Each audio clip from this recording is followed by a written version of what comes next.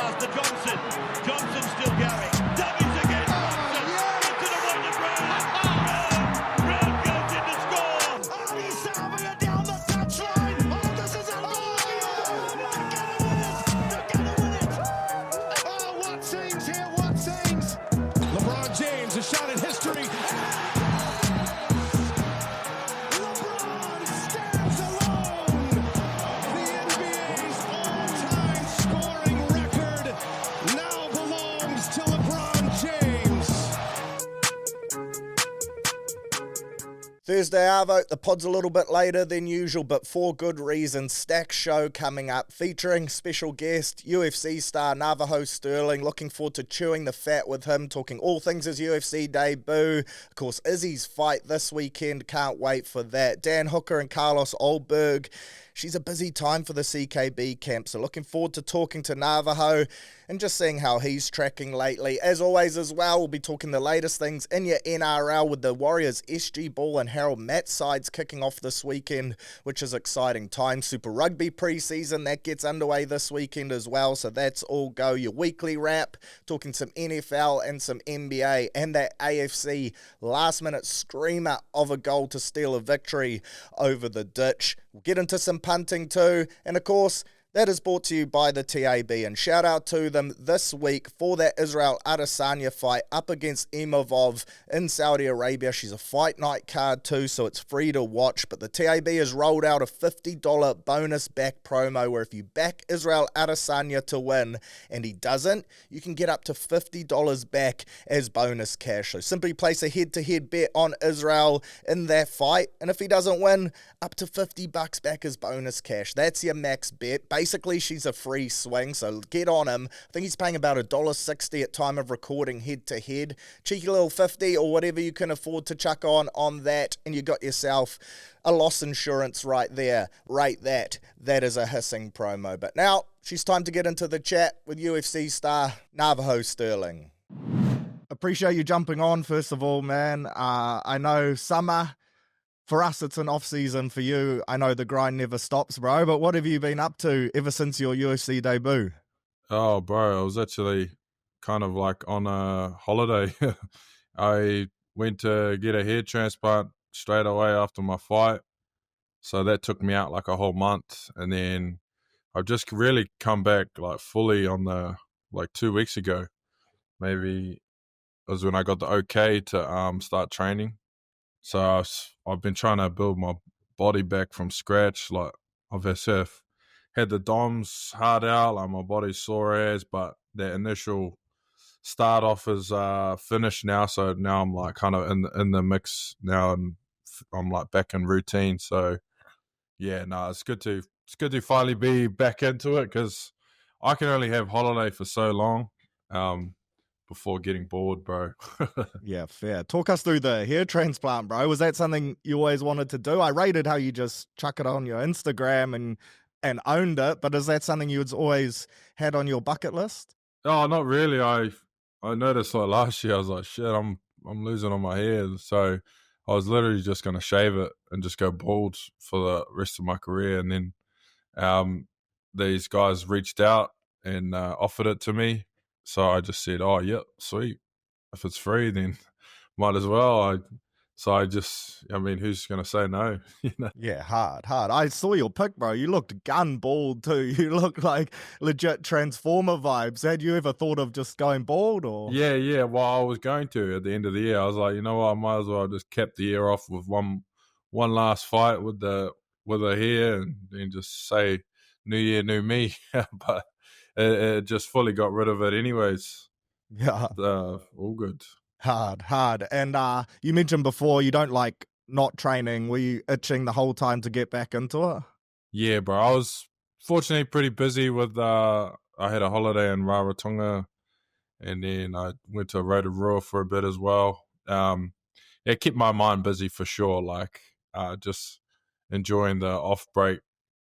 I've never actually been on holiday before, bro. I always said to myself, like, I'm not going on holiday until I make it to where I want to be. So that was like 8 years long until I've got my first real holiday vacation break. And yeah, I still felt guilty somewhat because now that I'm in the UFC, I'm almost like, well, I feel to work like way harder now. It's competition's higher, so yeah, it was hard to kind of like kick my feet back, but the being told that I had to recover on the hair transplant kind of put me at ease to be like, oh, I can't do anything anyways, so it is what it is. Nah, fair. We've actually spoken on a podcast before, a live one on George Sport, and it was interesting because that was pre your UFC debut, right? Now you've had that debut, and I remember how excited you were, but how calm you were. You said you've been kind of visualizing this your whole life, bro. On that debut, was it everything you'd kind of imagined and more? How was that feeling walking out to the octagon, getting your hand raised? Yeah.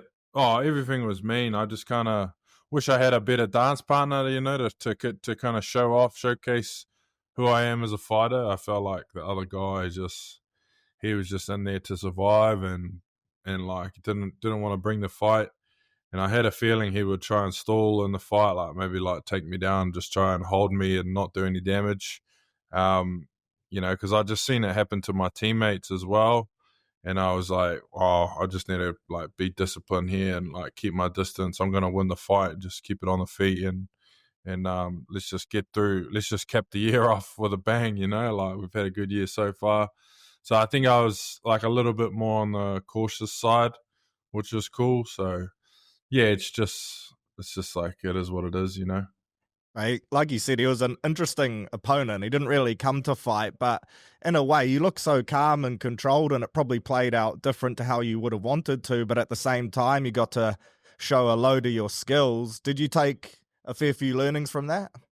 Yeah. Because for me, that was the first time I've even had my back on the floor on the canvas. I've never actually been taken down or even any of my opponents try to wrestle with me. So it was good to just like get a feel for it, like because I know I can defend takedowns and get up, but it was more so just like, well, hopefully we can practice this stuff at the lower levels of the UFC, and then just like kind of, I know I can get up, but just like kind of even smoothing out the rough edges. Like I already like worked on all the mistakes I made in the fight. Since I've been back home, I was just talking to the coaches like, or what was I supposed to do here, here, and here? And yeah, I've already kind of smoothened those out. But other than that, like my initial wrestling game is good. Like it's not where I want it to be, but it's like I'm capable enough to be in the UFC. Like some guys are not. And then I guess it makes it even better that like the light heavyweight division is more of a strikers division. So if I can have that wrestling offense and defense in the background, then I can just strike to my full potential as well.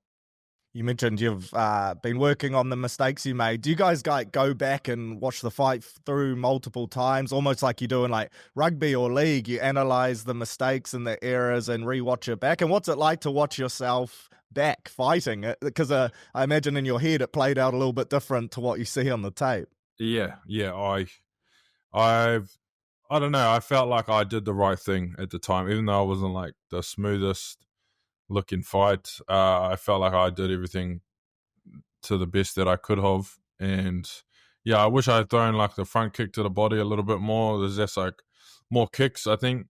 Well, if I just trusted in my kicking game a little bit more, I probably would have been able to get the finish there because I'm naturally a kicker. I just thought he would throw hands off me and open himself up to getting knocked out. And yeah, I kind of played into the crowd a little, like all of that. And yeah, it's just like my first time fighting in like a fucking coliseum like that, bro. It was honestly, I look up in the crowd and it's like, bro, it's filled to the top. It was insane. Like you're looking at like 3-4 fucking decks of people, and then like the light band that separates in between, and then you got my name running through there and shit. It's like, holy hell, this is real now, like. Yes, so I just had to like block that out real quickly and just focus on just at least getting the win done, because it would have been like worse if I'd like got held down, taken down. I mean, I've seen that like a few prospects, not that come off Contender Series, had their first fights this year, and last year, and they blew it, bro. And I was just like, I don't want to let that happen to me. For sure. You mentioned like the Coliseum vibe. Like you're just a lad from Upper Hutt, right? So to see yourself making your debut in Tampa, and it is like a Coliseum, bro. I went to the Perth fights, and even in the crowd, like the tension is massive. But in that moment and on reflection, what was that feeling like, bro? Because you're the star of the show for 15 minutes? It's unreal. Yeah, you kind of think to yourself like, shit, everyone back home like is probably tripping out that I'm here, like all my friends I went to school with, I know that they'll probably like, bro, how the frick did the bro like get here, It was like 8 years of just like grinding for like with my head down, and then I just all of a sudden looked up and boom, I was in there, I didn't like rest on my laurels, just thinking like, oh, when am I gonna get in? When do I get in? I just kept working real hard. But yeah, it was a surreal moment, especially when Bruce Buffer was like saying my name. I was like, far out. He's talking about me, But yeah, it's all good. It's just how it is. Bro, that's video game shit right there. Obviously, you got the easy dub, bro. Unanimous decision. It was your debut. Do you feel now a bit more like established, like you belong? You mentioned a couple guys contender series. They get the shot. They don't make the most of it. You got the dub, and convincingly. Are you like, what's next now? Yep. Yeah, well, for me, I did like probably the heartiest debut anyone could have had. Like they had on fight week, I was being followed around by like 5 cameras, and it was funny as because they're doing like a TV show on all the contenders, like the best contenders from the last season, and so they film everything leading up into my debut, and even on fight week. So everyone was like, all the UFC veterans are like, who the frick is this guy? Like they were giving me that look like, bro, we've never even heard of this guy, and he's like, they're like pushing him to be the man. Like, is he even good? And I was just like, you know what, fuck it, like I'm the fucking man. Like I just kind of went into fight week like, cameras on me for a reason. It is what it is, and if you snooze, you lose. So I was just riding with it, but then like when I was on the camera, bro, and I was just like, fuck, I've done all this shit talking, all this hype. Fuck, I better win now, Can't lose now. So yeah, I think just when you kind of dive deep into like the pressure, you have like so much pressure that you just kind of like, well, fuck, it is what it is. Like I don't really feel the pressure now. Right now, I feel all good. So I don't know. I think being comfortable with that is gonna help when I get to like a UFC title. If I'm like being followed by cameras on my UFC debut, I had a main card on debut. Like I feel like I'm just ready for the bright lights and high time. Which is what I've always prepared my mind for, because I want to be a championship fighter, not just like a fan favorite on the early prelims, or I want to like stack up and go hard. Right, I was gonna say, like the media exposure since that win and leading up to the fight has been massive, and I see like your personal following has grown too around the world. Has that taken a bit of getting used to? Yeah, I just knew it was gonna come, bro. I like visualized it and knew that it was gonna come. And then, yeah, I was just like, I try to like convince myself like I am that guy, I'm the one everyone wants to be. And then once you speak like that, carry yourself like that, talk like it, fight like it, bro, it's just like the law of attraction, like everything, people are like drawn to you. And I've just noticed that's just my life now. And at the moment, bro, I'm trying to enjoy a bit of normalcy, like now I like try to do things to just kind of keep me a little sane, like by going to the coffee shop by myself, or like getting food somewhere by myself and just sitting down in public. Because, bro, I get approached like every day now, like in public, like for photos.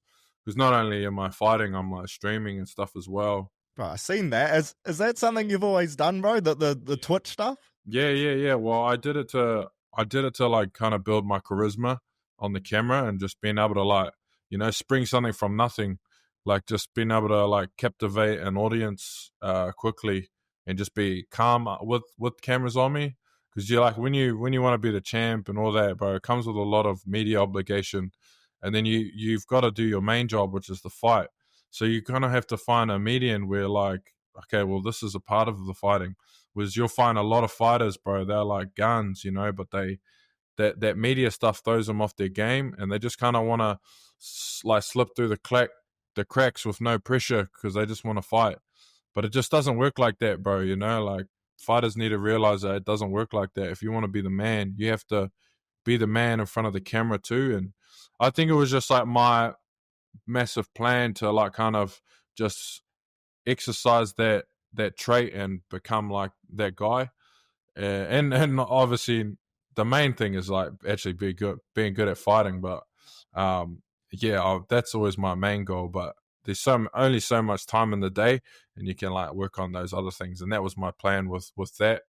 And it's like taken off, bro. Like, some people know me as a streamer now, than more as a fighter, bro. And then they figure out that I'm a UFC fighter. They're like, oh, bro, now we're really gonna follow you now. Like, this is like, bro, this guy's like killing two birds with one stone. So yeah, it is what it is. It's smart too, because without even realizing, you're building a personal brand, and like you said, you're preparing yourself for success. You've mentioned you want to be the champ, you want those title fights.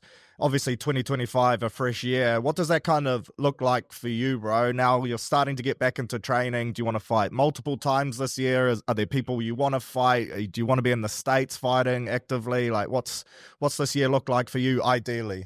Yeah, ideally for me is to get the ball rolling around April, May, and get into that first fight, and then probably try jump in July, September, and then maybe another one to cap the year off around November, December. And that'll be, I'm hoping to look at like 4-0 with 3 finishes, and maybe number one prospect of the year for 2025 coming in. And I don't know, if not in the ranking, at least like looking at the ranking fight going into next year. That to me sounds like an ideal year. I mean, last year was UFC debut 2024. That was my goal for last year's New Year sort of thing. And yeah, my one this year is just to be that prospect of the year, having fight out my contract and start to go into the next year with like negotiate a bigger contract and just being like, bro, I'm the man, because not only will I win these fights, I'll go in there and tell everyone that I'm going to win these fights, and do the promo and do all the build up so that when I win, I can say I told you so, which is a different thing than just winning, is going in there and just saying like, see, I told you I was going to do it, and then people are like, holy hell, that's the statement I want to make this year. All right, now you've got that first fight under your belt, can you kind of request dance partners that want to dance, if that makes sense? Like, can you be like, I want to fight a dude that wants to stand and throw hands? Yeah. Like, do you have a bit more control in that now, or is that still a couple fights away? Yeah, I think it is. I just kind of, I don't really see anyone like worth fighting. It's like kind of low. I'm just thinking like, well, I just got here and I want to fight the guys in the rankings, so let me just get some reps in with some reputable guys, whoever they give me, and yeah, I'm just keen to stay active, and I'm like kind of like keen to take some slide-in fights as well. Like, if a opportunity presents itself and someone gets injured, I want to be that guy that they can call on as well. If it's a good matchup, and yeah, I feel like that would put me in the good shoes. I think I remember Israel. He fought like 6 times and got to the title. It was insane. He already had like a big name like coming in, but I think I could do something like that too, and just go run it straight by being active and fighting a lot. And if I can do what I did last year and just prevent injury, like stay in the mats the most, that's where you become like real dangerous. Is if you're injury free, you're in the gym all the time, and you fight it all the time. Fighting becomes second nature, bro. You just know how to pace yourself. You know when to explode in certain rounds.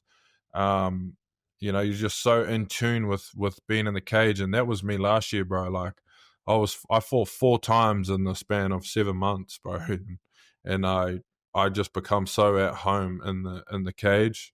Like even when I was like not as prepared as well in certain fights, I was still able to like pull away from the other fighter and just be way fitter and just be like dominant in there. So that's like my plan this year is to smash it out like that. Oh, I look forward to watching it all unfold, bro. You mentioned Israel there before. Obviously, CKB busy at the moment. There's 3 or 4 lads fighting over the next couple months. I wanted to ask you about the Izzy fight this weekend because from the outside looking in, it's been like a slightly different approach from Izzy in terms of mainstream media. Like he hasn't been as out there as he has been in fights in the past. What's he been like internally, I guess, amongst the CKB lads? And he seems ready to go, but this is a bit of a different fight for him, right? First non-title fight since 2019. Yeah, for sure. Like it makes me realize, like, shit, I miss Israel fighting. Like I used to watch him fight all the time, and it just felt normal to see him fight like every like so often, and then to have those massive breaks and stuff. But he didn't have too much of a break from the Drickus fight, so he was like still always training, which is kind of good because, like I was saying, you need to keep that like ball rolling and stay in the gym. So he's done that. And then I think now like the pressure's kind of taken off him a little bit, which is good too. Like, yeah, when you're the champ, man, everyone's coming for you. Everyone's watching your tape. Everyone wants you and wants to beat you. And yeah, I think now that that's kind of come off him, everyone's sleeping on him now. They're forgetting about who he was. Like he was the man, and I still think he is. He definitely is in the gym, like just training with him, sparring with him. Yeah, it's just like that pressure's kind of gone, and they've kind of like taken a backward step and like kind of turned him on his head with his training, and just kind of Eugene's kind of like trying to remind him like this. Remember how it was when we to get here. We need to tap back into, just that kind of this is everything we want sort of thing. And yeah, they've kind of reversed his mindset on its head, sort of thing. So yeah, I'm excited as bro. Like it just feels like it's been so long since I've seen him go. I've forgotten it, and yeah, I think the matchup's good because I've like watched Imamov fight, very good fighter, but he's pretty conventional in the striking, which is like going to play into Israel's role a little bit more better, as opposed to like some of the more awkward matchups like Drickus and Strickland, like real out of it styles. But these conventional guys, like I watched Israel growing up cook like so many conventional fighters, like source them up. You like almost like know like what they're gonna counter with, what they're gonna throw back, like these like normal fighters. So yeah, I mean I'm not like the biggest Imavov like watcher or fan. Like I don't, he's probably got some things lined up for Israel as well. But yeah, in terms of just like from what I've seen of him, it's been pretty brief. I think he can get it done, break him down slowly and put him away. Because I saw, like I'm not a massive watcher of his either, but I saw he's never been knocked out, and he is a striker who likes to stand and throw them, which kind of suits perfect to Izzy, right? How, in terms of method of victory, things like that, how do you reckon Izzy gets it done? Because obviously you're backing him to get the win, but do you reckon he could take that no knockout scalp, or do you reckon he'll just pick him apart? Yeah, I think so. Like, there's a thing when you hit guys, when you gain success and landing shots on guys and making them miss, it's a little different. Like if the other guy's getting a lot of success in the striking back, that's when the fight was gonna be like drawn out to a decision. But I think if Israel can hit him and make him miss, which is what he's really, really good at, that's when I think he'll be able to get the finish. Probably round 2 or 3. I'm thinking round 2 or 3, maybe round 3. I can see a round 3 finish coming in on Israel. I like that. I'll be chucking some coin on that responsibly, of course. The other 2 fighters coming up, bro. Dan Hooker against Gaethje in Vegas early March, and then Carlos is fighting as well. But that hooker fight, right? Like, someone's getting slapped. Yeah. Yeah, I feel like the thing about Dan and Gaethje, I've seen them fight very disciplined as well. Like, they are very, like, technical, disciplined fighters. I kind of like Dan in the matchup just from having, like, more longer weapons, more options to throw longer, just to keep it sharp early. But it's just going to be one of those fights where they're both going to be real clean and sharp until it isn't. Until one of them gets clocked with a good one and realizes, like, shit, I'm about to get pieced up here. I need to change the dynamic of the fight and make it a little bit more chaotic. And then it's just going to be once one of them decides to do that, then the other one's going to break chaos. But I think whoever stays disciplined in that fight will get an easy win. I think will get an easy win. So I'm pretty confident in Dan to. He's just been like, he's just had that aura in him the past couple years. You know, since the Claudio Puelles fight, his comeback fight in New York, I've just noticed like a significant shift in his like presence at the gym, and he's like slowly like built up that drive. And yeah, I'm like a very like perspective person, bro. So I'm like observant as like I really watch like how everyone is and how their minds are, and I take notes. You know, I take notes when they're doing well and when they don't do well, and I like where he's at going into the fight.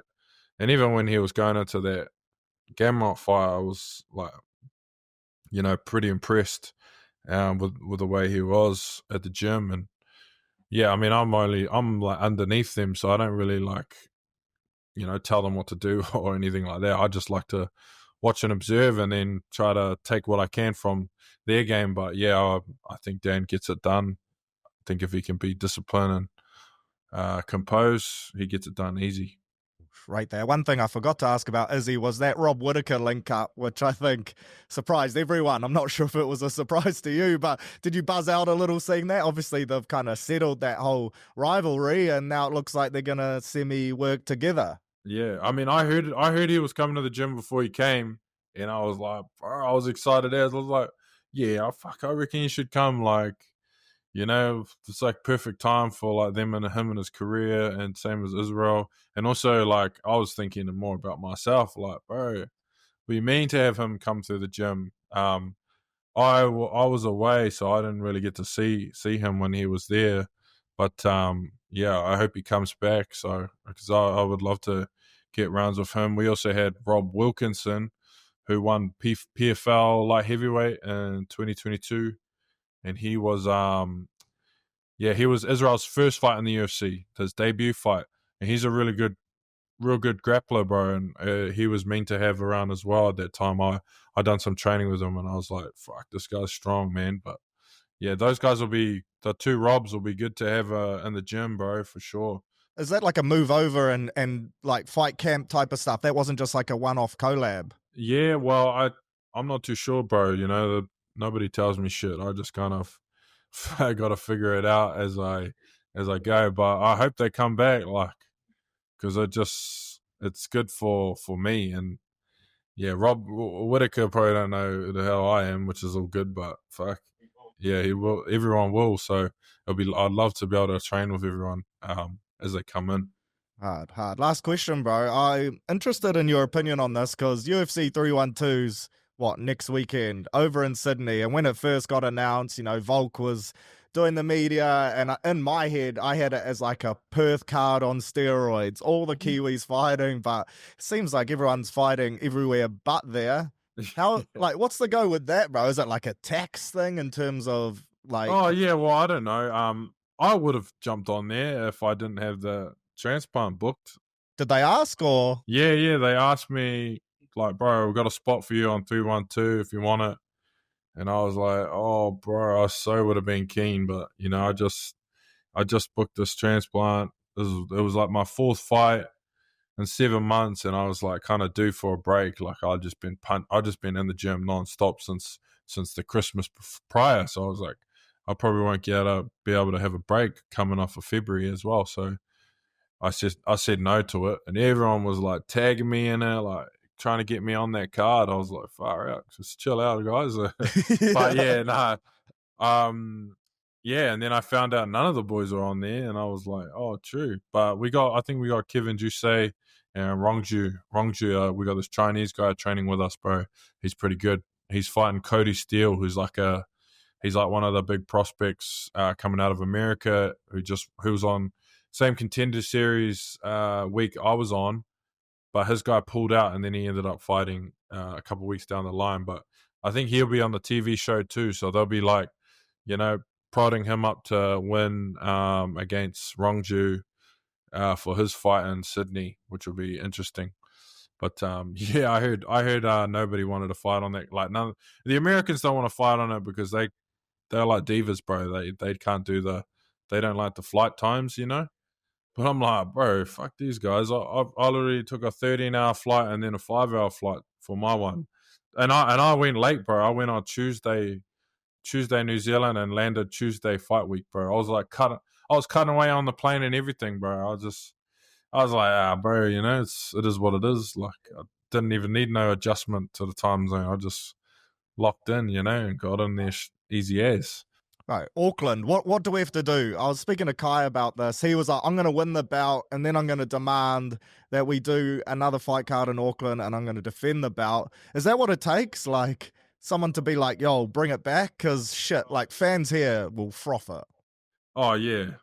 Yeah, I've noticed New Zealand UFC is starting to take off here, eh? And it's kind of cool because I'm obviously at the forefront of it all as it's kind of unveiling. Bro, I would love that, bro. That would be like, especially if it was in Auckland, like I'd be able to chill at home, and then go to head down. It would just be mad, and then we could just have like all the boys on there. We could probably even get some of our guys on the card who aren't in the UFC as well. Yeah, it'd be sick, and I would have to be on the main card for that, bro. There's no way. I'll be fighting one of the boys at the gym to get on the main card. Hard, surely. Just a bit of a CKB square off, right? I rate it. But, yeah, make it happen, eh? I reckon people are sleeping on 312. I think it's going to be good anyways. Yo.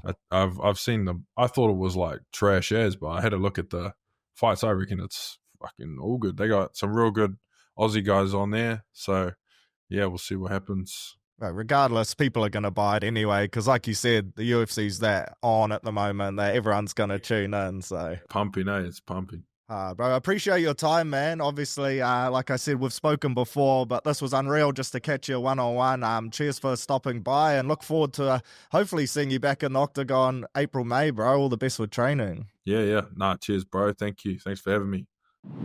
All right, it's here, the last weekend without Rugby League on our TV screens until at least mid-October. How good is that? Of course, Warriors kick us off with pre-season code next Friday night up against the Sharkies over at Shark Park.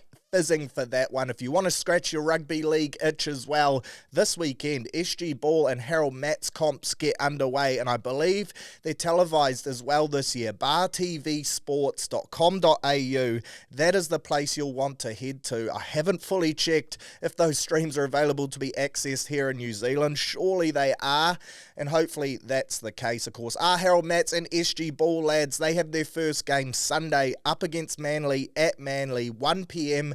and 1:30 p.m. kickoffs. So I'll be tuning into Bar TV Sports to watch those. A couple players to look out for. I'll give you one from each team as well, because the future looks so bright. These teams are stacked with talent, and I can't wait to see how they progress throughout the year. Harold Matt's, of course, we're the defending champs. We did what people thought couldn't be done, won the comp in our first year last year, and this year this team is full of talent. One player that really stands out to me, though, Bishop Neal. Still only 16 years old, so he will play this week in the under-17s, and there's every chance he pushes up and plays some SG Ball, Flag, or even Cup code this year. This kid is so good. He was ruled out of last year's campaign with injury, was the MVP of the National Secondary Schools comp last year, helping St Thomas from Christchurch go back-to-back, I believe it was. The kid is a beast. He's tall, he's built, he's a powerful ball runner, got a good skill set. I think he's wearing the 12 jersey this week, so he's a second rower, can play in the middle as well. Mark my words, this bloke is going to be a household name in the future. Bishop Neal, absolutely one to chuck in your Rugby League black book, and I'm chuffed the Warriors have managed to keep him because, geez, has he been getting so much interest from clubs over in Aussie. Then jumping to the SG Ball, great to see 13 lads from last year's winning Harold Matt side progress up until this grade too. The standout for me, though, has to be new recruit Kahu Kappa. Signed for 2 years last year on a train and trial deal. He's a weapon. Went to high school in New Plymouth before he was scouted by the Roosters, spent a few years over there, jumped across and played under-18s rugby for the Waratahs as well. He's big, he's an athletic centre who grew up playing in the half, so he has all the skills. He can goal kick as well. He's done the preseason this year with the top 30, and he'll probably float between SG Ball, Flag, and even New South Wales Cup. Another one of those guys that has potential to play upper grade because he's that good. He has massive potential. Being named as skipper, he's a true leader. Similar build to like a Joseph Suaalii, outstanding in the air as well. So circle him too. Bishop Neal, Kahu Kappa. Certainly two of these young lads coming through this Warriors Pathways program that I'm excited to see how they track over the year. Geez, it's an exciting time as Warriors fans. So many of these young guns locking in and ready to rip and tear for these Warriors Pathways teams. How bloody good. Now, moving back to your NRL, like I said, next week, preseason games start. So I'll run through some Teamless Tuesdays next week, fizzing for those. Keen to see what Webby does for this first trial and the approach that he takes. Of course, we've got 2 trials back-to-back, then the week off, and then Vegas. The lads have had a long preseason. Normally, first trial game, you go young, give a few guys a chance, but there'll be some itching vets just keen to get out there, lace up the boots, and have a little trot. This week, though, going to run you through the movement for 2025, key gains and losses for each team, and then a bit of a summary at the end. We'll start with the Bronx, their 2025 gains. Of course, the big dog, Ben Hunt, that's huge for them, especially with this whole Ezra Mam situation playing out. Adam Reynolds already picked up an injury, so Hunt is going to be a massive get for them from the Dragons. You could argue, though, their biggest recruit, their new coach in Madge, who has already had a big impact in pre-season, not allowing the lads to get their rig out and go shirtless in trainings. Shit, is that a change of agenda for the glamour lads up at the Broncos. Their losses, Tristan Saylor, young gun, he's gone over to the Super League. No doubt he'll be up for a Men of Steel this year. He has all the talent, and I'm surprised he's gone over so early. Just starved for opportunities behind Reece Walsh, so fair enough in a way. Corey Rolled Oates, he's retired, and then Jordan Pereira, he's retired too. Interesting, last year in fantasy, he was one of the highest priced wingers in the game. Surely one of his relatives works at the app because he wasn't really getting a trot. I think he suffered a neck injury early doors. But yeah, sad to see him have to pull pin. Overall, I think the Bronx got better with that Hunt addition. I expect them to be a top 4, top 6 side for sure, especially with Madge, his hard-nosed approach. Shit, he'll be rattling a few cages for sure. The Raiders, 2025 gains, no one of note. Great recruitment from the Green Machine. Their losses, Elliot Whitehead, the Pimple, he's gone to the Catalans Dragons. Nick Kotrick, he's also gone to Catalans. Zachy Wolford, he's at Huddersfield. Jordan Rapana at Hull FC. And Hohepa Puru, one of their young forwards, he's gone to the Sharks. So a shit ton of lads gone over to Super League. They've lost a lot of experience. Every year I write them off, but somehow they still find their way into the mix. I'll write them off again this year. I'll have them tipped round about the bottom of the ladder, but I wouldn't be surprised if come the end of the season, they're fighting for the 8. Every year they just pull performances out of their ass. They're a gritty team, a tough team. Ricky loves them being underdogs, and they'll certainly be that in most weeks for most games this year. The Doggies, their 2025 gains after a huge year last year. They're trying to not be that team that drops off, second year syndrome. Can they hold themselves to those high standards? They've recruited well too. 2 great pickups and then a nice little utility. They've grabbed Satili Tupanua from the Roosters, who I think with regular minutes. Interested to see if he plays in the middle because their second rows are obviously pretty stacked, but I reckon he's a great get from the Chooks. Marcelo Montoya from the Warriors. Sad to see Mars go, but they offered him a 2-year deal, a bit more security. Now he's got the Twins. Fair enough that he took it, and it's cool to see him go back to his first club as well. And then Inari Tuala from the Knights, who could be a handy utility player and a nice little pickup there if they pick up injuries. Their 2025 losses, 2 decent ones. Jarrell Skelton out on the Sting. He's gone to the Tigers, and I reckon he's going to prove to be a handy get for West. A big body, limited opportunities, but whenever he got the chance, he looked really good. And then Josh Adokar to the Eels. Of course, we all know the cocaine scandal there. They took a pretty hard stance, and the Fox is now at Parramatta.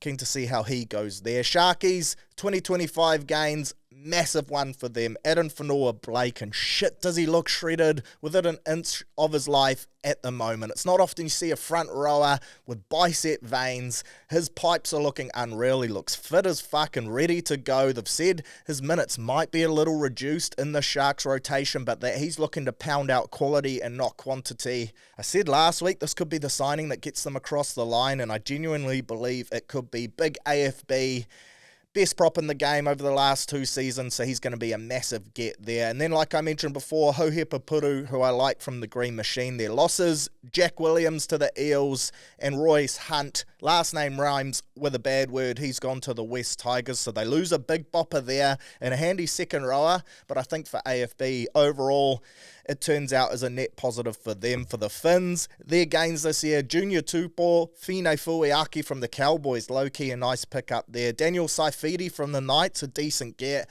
And Max Fangai, of course, one of the Fangai brothers right there. Their losses, and there's a few of them to be fair. Tavita Pangai Jr., he's gone to chase the old croissant at Catlins. Edric Lee, he's retired. Ewan Aitken gone to the Bunnies following Uncle Wayne. Jared Wallace, he's retired. Jesse Bromwich retired. Tessie New to the Super League.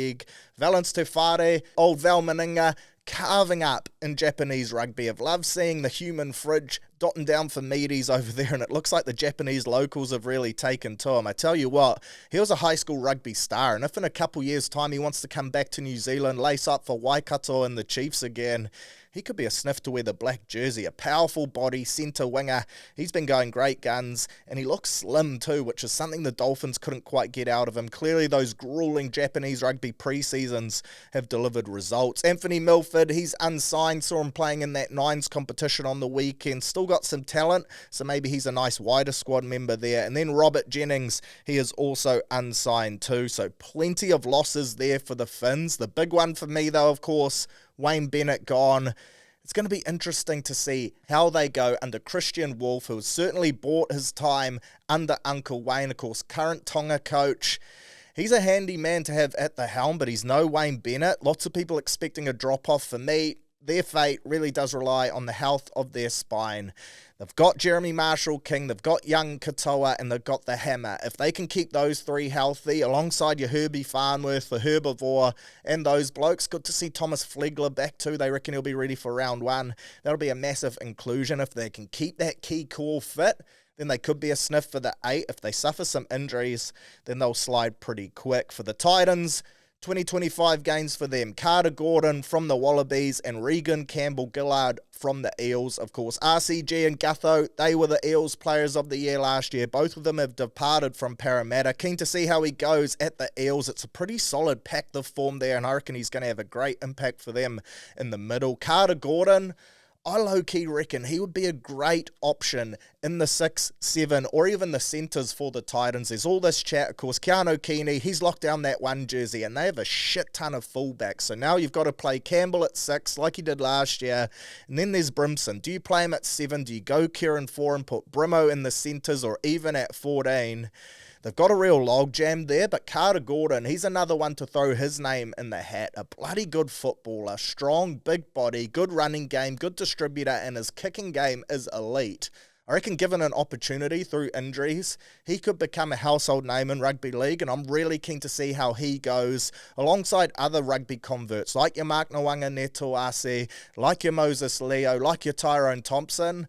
I think they all need a bit of luck to go their way. Maybe not Mark. I think he'll start for the Chooks, more on that shortly. But the other 3, they probably need injuries to go their way. But if given a sniff, I reckon they'll play their way into the 17 week in and week out. The losses for the Titans, Aaron Clark to the Mighty Wars, Isaac Liu to Super League, Joey Stimpson goes unsigned, don't mind him, decent little pickup, Tanner Boyd to the Wars, and then Keenan Palisea to the Leeds Rhinos, also a young talented forward that I think might have gone to the Super League too early, so some losses there for the Titans, but some good gets every year. I find them so difficult to place on my ladder predictions. You could see them making the 8. You could see them dropping down.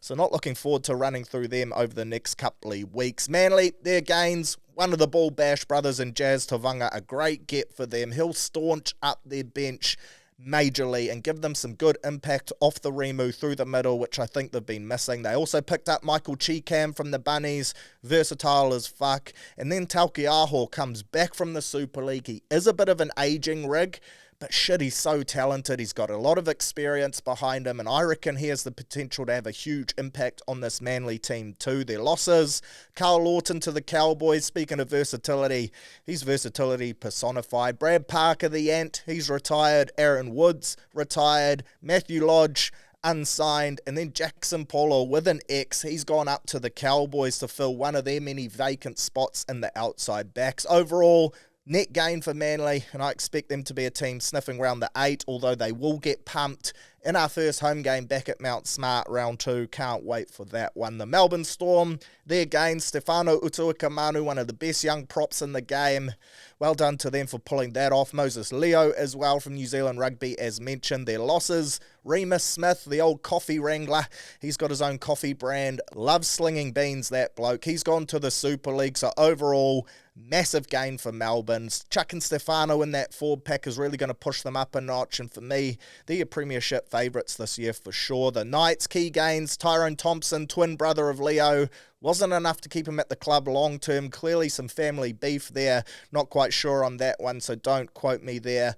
But I reckon, again, given an opportunity, a great little get. Their losses, Daniel Saifiti and Inari Tuala. The Cowboys, their gains, Carl Lawton, Jackson Polo, and John Bateman from the Tigers. If he sorts his shit out, decides where he wants to be, stays there for the full duration of his contract, he's a handy player, and he could be a nice little get for the Cows. Their losses, though, huge. Fine Fuiaki to the Finns, Chad Townsend to the Roosters, Jake Granville, believe he's retired, one of the stalwarts of their side. Used to love watching that bloke rip and tear. Kyle Felt to the Super League, Valentine's Day Holmes to the Dragons, and Jermaine Tanua-Brown, well, he's decided to become a full-time rapper, so a lot of losses there for the Cowboys. And for me, although they still have quality players like your Ruben Cotters, like your Robsons, who of course is there, but then going to the Chooks in 2026, like your Drinkwaters, Tommy Dearden, for me, outside backs in particular, they've lost a shit ton of punch, and I reckon they're in a little bit of trouble, the old Cows. Toddy Payton, if he has a shit year this year, maybe his head could be the next to roll. Parramatta, their gains, Zaki, the hot boy, Lomax, Isaiah Yongi from the Panthers, an incredibly talented fullback, and he'll wear the 1 jersey to replace Clint Gutherson. Dean Hawkins from the Bunnies, Jack Williams from the Sharks, Addo Carr, and then Ronald Volkman in a training trial. Great to see the incredible Volk land himself a nice little deal. Their losses, Ethan Sanders to the Raiders, Blaze Talangi, the Stoner, to the Panthers, RCG, Mike Acevo, unfortunately saw him do his ACL in the Super League the other day, so he is out for the year. Clint Gutherson, Dejan Arce, the Mustard Man, and Morgan Harper, the pool cleaner. Unfortunately, he's gone to reserve grade footy, signed with the North Sydney Bears. So overall, an interesting mixed bag from Perrin. I really don't know what to make from them this year. Lomax, he's come out and said he's playing centres. Keen to see him partner up on an edge with Mitchell Moses. I can see a world where they're great. I can also see a world where Moses or someone like that gets injured and they shit the bed. Certainly a team I'll be interested to watch. The Panthers, chasing the 5P, unreal scenes, and they've got 2 nice pickups in their quest for success. Isaiah Papali'i from the Tigers, and then Blaze Talangi from the Eels too. Keen to see how Ice goes. I believe they're going to run him in the second row. Has the option to play in the middle too, but all chat suggests that Liam Martin would be the one to move into the middle if needed. Of course, Papali'i, a couple years back when he first moved to Para, I think he was Dally M's second rower of the year, so we all know how talented he can be under this Panthers system. linking up with the People's Chin. Surely he has a massive year, and I reckon he'd be a nice little fantasy buy. Then you got Blaze Talangi. He's put his hand up, moved there to wear the vacant 6 jersey and partner the People's Chin. Big shoes to fill in Jerome Luai, but keen to see how he goes. Their losses, they're big. Sonia Taruva, Jerome Luai, both to the Tigers. James Fisher-Harris to the Mighty Wars. Signing of the year right there. Zaya Yongi to the Eels. And then Tyrone Peachy, the Peach. He's retired. So it's certainly not going to be easy for the 4-time champs. They're going to be up against it. Some huge names gone right there. But when you cast your eye across this squad, Dylan Edwards, Nathan Cleary and co, there's still so much talent in this team. You just know if there is a team capable of rising above all of those losses and pulling it off, then it probably is Penrith. I expect them to be well and truly there or thereabouts and right in the top 4 mixer. The Dragons, gains for them. They've recruited well. Damien Cook, Clint Gutherson, Lachlan Ilias and Valentine Holmes. Some experience there. You could say it's the old boys' home, but they've filled some key voids. Their losses, Zachy Lomax, Jack Bird, Benny Hunt and Max Fangai, so their losses are decent too. But I reckon overall it's a bit of a net gain. And again, Flanagan has shown he's not afraid to roll the dice, ruffle some feathers and bring some big names in. I just think guys like Gutho and that, they suit Flanagan's coaching style so perfectly, and I'm really keen to see how Lockie Ilias goes alongside young Kyle Flanagan in the halves. I feel like Ilias, unfortunately, tarred with a bit of a tough brush. He's always been compared to Adam Reynolds at South, and everyone said the drop-off was massive, which it was. Losing Reynolds was a real bed shit for them. Of course, last year, lost the season at the hands of an unfortunate tackle there from Freddie Lussick. I'm keen to see how he bounces back. I reckon he's got massive potential. He's almost going to have the keys to the kingdom here at the Dragons running the cutter. So I want to see how this plays out for them. I expect them to be sniffing around the 8 again this season. The Bunnies, their gains, Jamie Humphreys, a.k.a. Pumphrey's. The guns on this kid, exceptional. Ewan Aitken, Lewis Dodd, Joshy Schuster, who could prove to be the biggest bargain of the year. Jaden Sullivan, they picked him up on a loan deal from the Tigers. And then their biggest get is Uncle Wayne Bennett. Their losses, Thomas Burgess, Damien Cook, Dean Hawkins, Tane Milne, Michael Cheekham and Lachlan Ilias. I have big expectations for the Bunnies this year. The Trell Mitt looks fit. I reckon Wayne is going to get the best out of them. They've assembled a nice squad right there. Top 4, top 6, anything lower than top 6, or certainly not making the 8, has to be considered a failure, surely. The Chooks, losses galore. Joseph Soali'i gone to rugby. Jared Waria-Hargraves gone to the Super League. Joseph Manu gone to Japanese rugby. Luke Carey, he's gone. Satili Tupanua. And then Terrell May, that big scandal for them. Their gains, Mark Nwanganetawasi, of course, mid-year last year. Debut back end of last season. Chad Townsend, reasonable get. And then Reece Robson in 2026.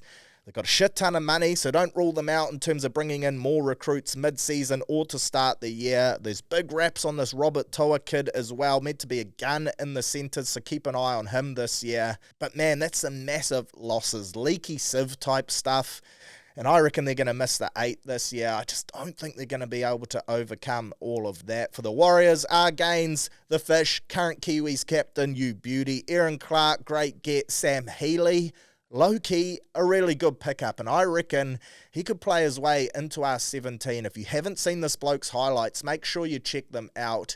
He's a great ball-running 9, loves a fast ruck, he's got a great skill set, still young, come across from the Sharkies. I reckon he's going to prove to be a really handy get this year and also in the years to come. Tanner Boyd from the Titans, rumours he's training the house down in pre-season, got a great kicking game, carved us up at Anzac Day last year, so looking forward to seeing him if he gets the crack. Jet Cleary, of course not in the top 30, but we've brought him over on a train and trial deal, and he'll develop nicely over the next couple years. And then Motu Pasikala, who's been upgraded, young, talented winger, ripped up for New South Wales Cup last year when he got the opportunity, so keen to watch him progress as well. Our losses, AFB, Jazz Tavanga, Marcelo Montoya, Sean Johnson and Tohu Harris, both retired. So 2 of the greats to wear the jersey, unfortunately retired there. Mars, Adden and Jazz, all big losses too, but I think overall we've recruited pretty well, and I also reckon it's gone under the radar. I think come by the end of the year, people are going to look back at our recruitment and say it was a masterclass from Cappy, Webby, Cam George and the rest of the Warriors team. And then finally, last but certainly not least, the team that's probably recruited the best in my humble opinion, The 2025 West Tigers, Jerome Luai, injury scares from him during the week, but we've been told he'll be back for round 1, so that is a relief. Sunia Taruva, Jarrell Skelton, Royce Hunt, Jack Bird, and Terrell May.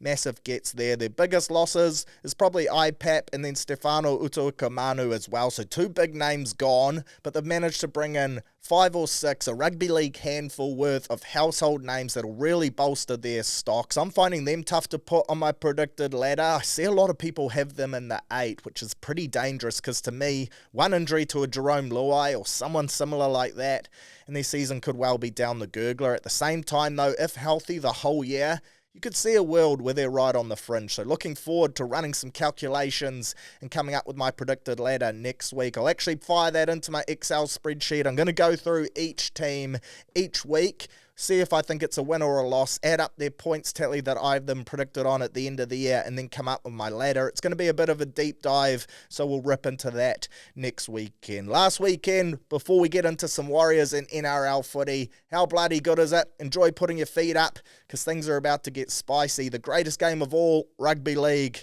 She's just 7 or 8 days away. Super Rugby pre-season games this weekend for your Kiwi sides. I think the Aussies actually laced up last weekend, but we're going to focus on your New Zealand teams. I do want to say, though, just quietly, I reckon the Aussies are there to play this year, of course. No Melbourne Rebels, so it means that some of these teams have recruited really well, picked up the best players from their squad and added them to their team. One of those, the Tars, last year's Wooden Spooners. I reckon they're going to take a massive leap this year. They've recruited so well, picked up guys like the Tongan Thor as well from the Queensland Reds. Their off-season has been massive, and I reckon they will play finals code this year. But onto the pre-season games this weekend. Friday, Moana versus the Landers at Harbour Stadium, 1 p.m. kickoff, the home of rugby union. No Artie for Moana. The All Blacks, of course, not playing this week. I think they've only come back into pre-season this week, which is a bloody good gig, to be fair. You wrap her up in November, you get all that time off. You come in the week of pre-season games when the lads have already done the tough fitness, the Broncos and whatnot. That is unreal from them, but an exciting start to a new chapter for Moana in a year where I reckon they could go close to playing finals footy too. For the Landers, it's their first year with Jamie Joseph back in charge. They've got a young, exciting squad full of talent like your Ethan de Groots, your Tim Tavatava Nawai, who I see named as co-captain. Didn't expect that, but really rate it. Fabian Holland, who I reckon will play his way into the All Blacks squad this year because he's now eligible. Massive lock, and I reckon he's going to be a rugby union handful. Jacob Ratamatavuki Nepkins too in the backline. They've got some talent, so I'm keen to see if they can build on that 6th place finish last year. Reminder too, finals format, she's different this year. It's a top 6, not a top 8, which makes it tougher to make. 1st versus 6th, 2nd versus 5th, 3rd versus 4th in the first week of finals. Your winners go through, and then your highest ranked loser also goes through to the semi. So you want to finish 1 or 2 with that chance to buy yourself a second life if you shit the bed in the quarters, which is going to make for interesting times. The Crusaders versus the Blues, that's a 3:30 kickoff on your Saturday. Kerwi Rugby Club in Christchurch or in the Canterbury region. Love to see this. Grassroots code for pre-season games. I'm all about that. It's a sold-out crowd as well. 3,000 tickets. That is huge for the local economy and for that club too. I'm not sure if these games are televised or live streamed. I certainly hope they are, because that's going to be a good hit out. Crusaders, of course, and Blues. No All Blacks, but Blues defending champs. Crusaders, last year's big talking point. I expect them to right their wrongs, and they'll want to start with a good dub against the Blues just to blow off the cobwebs. Then following that game on your Saturday, you got Chiefs versus Canes, 2 p.m. kickoff in New Plymouth. Canes starting life without Artie, TJ and Geordie Barrett. Chiefs, unfortunately, they've lost their last 2 straight finals, and they'll be chasing a ring, which I think they certainly deserve. Did want to run through, though, 5 players to watch in this weekend's games, if they're named, and also in 2025. 1 from each team that I think is going to have a big year that isn't already necessarily a household name. They might have moved to a new franchise for opportunities, or they might be set to capitalise on a few injuries or players going overseas. And I reckon by the end of the tournament, they're going to be the names on everyone's lips. For the Landers, Caleb Tangito, of course, NZ7 star, been stuck at the Blues behind Mark Talia and Caleb Clark and AJ Lamb, 3 quality wingers right there. He's moved south for an opportunity to get out from behind that logjam of talent, and he joins a pretty talented back 3 in the Landers as well. I'm keen to see how he goes with regular minutes at Super Rugby level. Had a great NPC season for Auckland. Ex-Westlake lad too, so you know he's a bloody good sort for the Crusaders. Kyle Preston, new Crusaders halfback who's just had an exceptional season for Wellington in the NPC. He broke the Crusaders Bronco record as well, twice in this preseason. So pre-Christmas, rocked up, broke it, ran a 4.16, then post the Chrissy break. He certainly didn't tuck into too much Pavlova. No overload of Christmas ham for him. Rocked up and ran a 4.13. What a weapon. He'll obviously come off the bench for Noah Hotham for the majority of games, and he'll actually be in a battle just to make the 23 each week with Mitch Drummond. But I like the cut of his jib. He's a tenacious lad. Great support play too. Clearly fit as fuck, and I reckon he could be in for a great year if given some minutes. For the Canes, big one for me, Harry Godfrey, 22 years old, in year 3 with the Swirls, debuted for Hawke's Bay at 18, has had limited opportunities at Super Rugby, just 10 caps to his name so far, but he's a former New Zealand under-20s fullback. He's coming in off a strong NPC season with Hawke's Bay, a good goal kicker too. I think with Ruben Love out for the start of the season, he's going to have a great opportunity to play big minutes, and even when Love is back, there's every chance Ruben might wear the 10 jersey this year as well, which would be huge for Harry. No Geordie Barrett as well, so there's an opportunity there for a goal kicker to grab the tee. I reckon he's going to be a nice pickup for Super Rugby Fantasy whenever that launches. He's going to be making his way into my team, and I'm keen to see how he goes this year, hopefully with more minutes in the saddle. For the Chiefs, Malachi Rampling-Alec, 20 years old, loose forward, spent 2 years in the New Zealand under-20s side, has had 2 good seasons for Waikato in the NPC, started every game for them last year.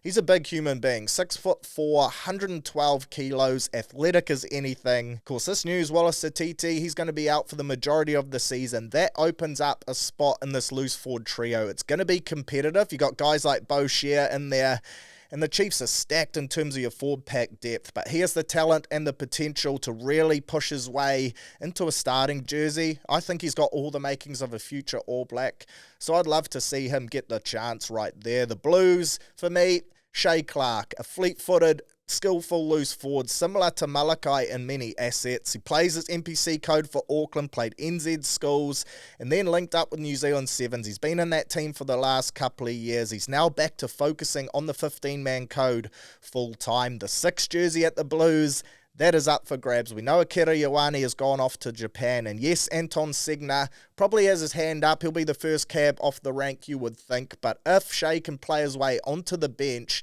and then make the most of those chances, I reckon he has every opportunity to start in the 6. Another of these guys, talent, athleticism, he's got it all, a massive future, ripped up in sevens. Let's see if he can do it at 15s. I'll certainly be watching closely. So there's your 5 players to watch. 15 days out from the start of the season. It's going to be a hissing comp this year. The Aussies, they're looking solid. Lots of movement amongst the NZ teams. The Blues looking stacked and wanting to go back-to-back. You got the Crusaders. Can they right the wrongs of last year? The Hurricanes, without Geordie, Artie, TJ, big changes for them. I'll have my predictions for you in terms of your standings on next week's pod as well, but excited to see Super Rugby get underway. Finally, before we move on from Rugby 2, Six Nations gets underway this Saturday morning, 9:15 a.m. France up against Wales from Paris. France, I expect them to be too good at home. Wales have lost their last 12 straight tests, haven't won an international game since 2023. Gatland holding on to his job for dear life by the skin of his sacks, and I think the French will just be way too good at home and continue to pile on the hurt for the Welsh. Scotland versus Italy, that's your first of a doubleheader Sunday morning. Italy actually beat Scotland last year as well in this tournament, 31-29, but that was in Italy. This one's in Murrayfield, 3:15 a.m. Great time for kick-ons if you're on the tins and want to push through. Dolan's into some Six Nations code, you absolute beauty. Scotland, I expect they'll be too good here. They are without their captain, Sione Tuipolotu, who's out with a pec injury. Hopefully he's back for the Lions tour, but still at home, they should be too strong. I'd love to see ex-Crusaders 10. Fergus Burke get an opportunity off the Rimu too, behind my favourite first five and Finn Russell. I reckon he might be a nice little handy pickup for the Scots. And then Ireland versus England, 5:45am Sunday morning. This is the big one. Ireland looking to make it 3 straight Six Nations titles and kick off their campaign with a win at home. Interestingly too, no team has ever won 3 straight Six Nations, so a shot at history right there. Standing in front of them though is England, who ruined their Grand Slam clean sweep last year. That late Marcus Smith drop goal got them home. Itoje, the big lock, it's his first time being the English skipper full time, so he'll be stepping up to wear the captain's armband. Ireland, they have a new interim head coach as well, and old Simon Easterby. A lot's been made of that, people saying how they're going to go without Andy Farrell, of course, focusing on the Lions tour to Australia later in the year, so he's stepped away. Easterby for me though, he's been an assistant coach, head of their defence for the last 3 years, so it's not going to be a massive change. I'm going to back Ireland at home in this one, but just 1-12 for me. I think England will prove to be much improved again in this year's Six Nations campaign. So the 15-man code, well and truly firing. Great to see. Pre-season code, grassroots venues, love that. Plus your Six Nations, plenty to tuck your teeth into for rugby fans this weekend. Weekly wrap time now, of course. Already covered off the UFC with Navajo. Great yarn right there. So we'll rip straight into the NFL. Review last week's games. I'll save the preview of the Super Bowl for next week because, of course, those two teams get the week off. Philly, too good for the Commanders in the first of your 2 championship games. Hurts and Saquon, they set the tone on offense. Got to say shout out to Hurts. Said last week he'd been struggling, tossing the pigskin. Had a massive game right there. And their defense, Philly's D, number 1 ranked in the comp, I believe. They were special throughout this game. Commanders, they just made too many errors. I felt sorry for McDaniels at times. They fumbled a kickoff return, which you just can't do straight off points to hand over the football. You're just asking for trouble against a deadly offense like the Eagles. Ertz, I think he dropped one as well. There was a pick there at the end when they were just trying to get a touchdown to stay in the game. I think the better team all year, one out of these two in Philly. Not a popular win. I think everyone who had no skin in the game wanted the Commanders to get it done, but good on the Eagles, looking to win only their 2nd ever Super Bowl, and they'll have to try do it against the team which broke their hearts 2 years ago, right at the death. Shit, for me, the script is just playing out almost exactly the same as that year. Then you had the Chiefs beating the Bills once more, a 3-point thriller that makes it 4 straight playoff dubs for Kansas City over Buffalo. Mahomes proving to be Josh Allen's Achilles heel, and he was special again in this game.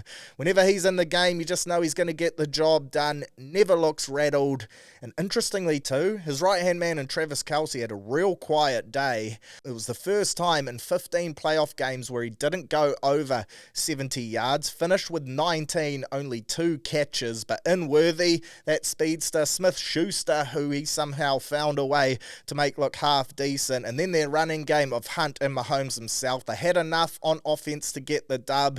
That Bills defense just not good enough, and I do feel sorry for Josh Allen. Another year of being one of, if not the best players in the comp, but again, losing in the AFC final. 237 yards he threw for, 39 rushing, 2 TDs he threw for, 0 interceptions. I saw a stat. The Bills only had 13 turnovers as a team this year. That is the lowest an NFL side has had in a season since 1933. So that's unreal. Cook, he was great too at running back, 85 yards for 2 touchdowns, but their D, they just couldn't make the big plays when they needed them to. A few dodgy calls went Casey's way as well, but you know you're up against it in terms of officiating when you take on the Chiefs too. I see all these conspiracy theories floating around that the NFL have rigged it. Hey, there were a couple interesting ones there, but I don't think you can take away just how good Mahomes and Andy Reid are and how good that Chiefs team is. So the Super Bowl set, New Orleans, Feb 10th, Kansas City up against the Eagles, albeit full-time, running the cutter. So head along, get yourself a ticket, buy one if you haven't already, or even better, enter my giveaway on Instagram for a chance to win a double pass to the outdoor tailgate section it's going to be the place to be. Surly your MC, that should be enough right there to make you blow the cobwebs off your wallet. Nothing better than Super Bowl Monday, getting on the tins. What a way to start your week. KC, of course, looking to be the first team in NFL history to win 3 straight titles. Philly looking to right the wrongs of the 22-23 season and turn around their 3-point loss that day, win their second Super Bowl title. She's going to be a great game. NBA, 2 big pieces of trade news. Kings, they're willing to entertain the option of trading De'Aaron Fox before the Feb 7th deadline, which is huge news right there. He'll be hot property for a number of teams looking to add an all-star level guard. He's averaging 25 points, 5 rebounds, 6 assists this year.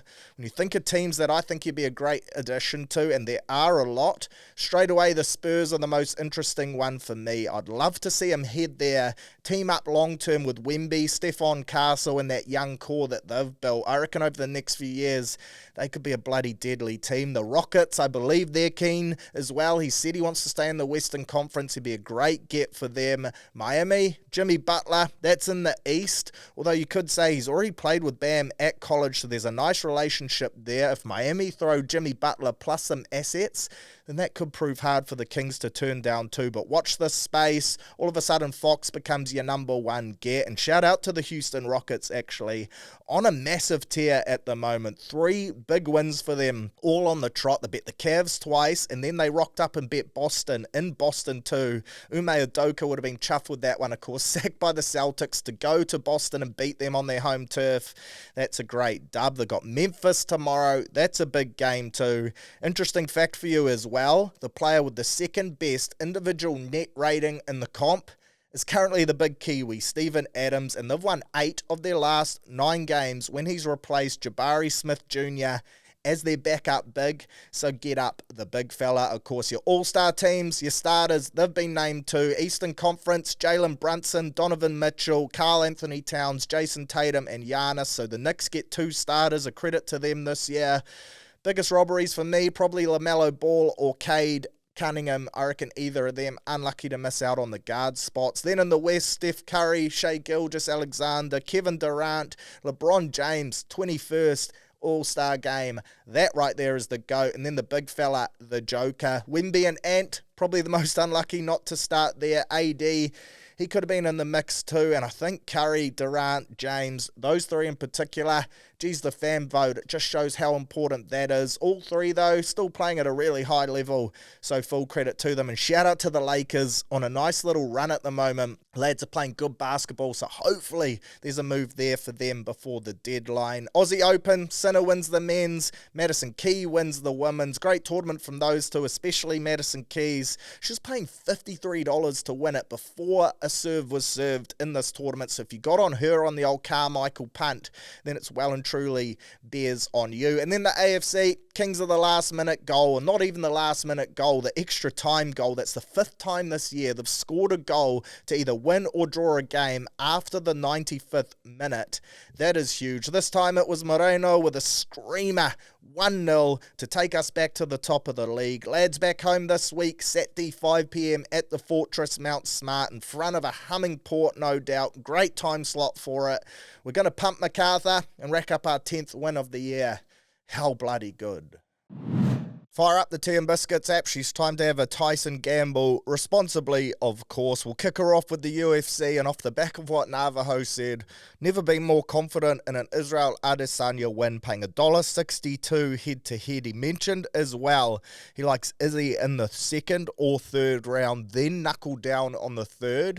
So if you want to go for Izzy on the 2nd, $15. Izzy in the 3rd, $17. He also said he liked him by TKO or KO, just to take away that never been knocked out claim from the Frenchman. He's paying $5, Izzy, to win by KO or TKO. So there you go. If you want to get around what Navajo said, you trust him completely, which I certainly do, then there's some good money to be made from this fight. Of course, using that promo, that bet back promotion from the TAB, safest option, Izzy, head-to-head on the nose, $1.62, and off we march. Six Nations, of course, France, mentioned before, $1.01 favourites up against Wales to kick us off in the competition. Wales paying $15. That is a real Daryl Tuffy to back. I'm liking France here, 13 plus. I reckon they piss it in. They're paying $1.14 for that. It's hardly juicy, but it's better than the $1.01 head-to-head, to be fair.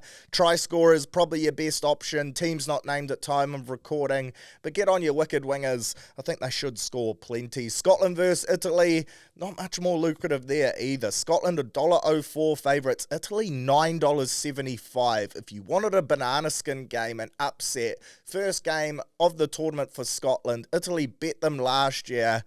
$9.75. I'm tipping Scotland 13 plus at $1.42. But if you believe in life after love, to quote the great Cher, which has nothing to do with this at all, but if you believe in an upset or a miracle, surely that's a song. I believe in miracles. Absolutely it is. That's the better reference. Then you could jump on Italy at $9.75. Personally, I'm going Scotland. Finn Russell to lead the boys home. 13 plus at $1.42. A nice little multi-leg there. Then the big one, Ireland up against England. Ireland $1.30 favourites at home. England $3.45. Juicy stuff. I like Ireland here 1-12 in a close one. $2.60. Not bad right there. Your A-League, AFC up against MacArthur, the shittest name in the competition. We're $1.80 favourites. MacArthur paying $4. The draw at $3.80. I like us on the nose here, on the beak. I like the both teams to score no option in that market, paying $2.15. And if you want to get a little Ivan Leary, which you all know I like to do each weekend, get the blood pumping, check that the heart's still going. $9 for the correct score to be 2-0 to the AFC. I think we keep another clean sheet. The port will be rocking. We are absolutely on. $9 for 2-0. Say Leslie Ray RC. Super Bowl tips on next week's pod. That'll be the main feature of your punting segment as we look to load up on a couple of options. The TAB always roll out the red carpet for that. So good luck this weekend. If you're having a flutter, hopefully plenty of green ticks on bet slips. That's always the goal. Right, Q&A time now. Forgot last week. Promised I'd chuck her up this week, so here we go. Going to rip through these. Wary of time, so apologies. Promise I'll go a bit more in depth into some of these on next week's pod. First one, Taylor CG. Are Northcote going all the way in 2025? Absolutely, of course. North Harbour grassroots rugby competition, the mighty coat. I think the last 3 years straight now we've lost in the semis after going back-to-back titles. So we're certainly due, and hopefully we can get the job done this year. There's some sharp teams out there, of course. Your Tackers, your North Shores, your Massey. I don't think Shore have lost a game in 2 years.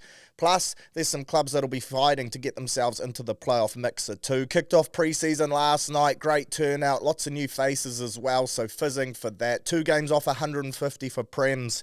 So hopefully I can knock up that achievement this year. Up the mighty coat. Next one, who takes the last 2 top 30 spots in our squad? Toby Crosby and who? That's from Evan Jack Gardner. Good question there. Yeah, look, I'd love to see Toby take it. To be fair to the kid, it's only his second year of rugby league, and while he was outstanding last year, he's still got a fair bit to learn. I'm looking forward to seeing him play week in, week out New South Wales Cup footy because the potential is massive.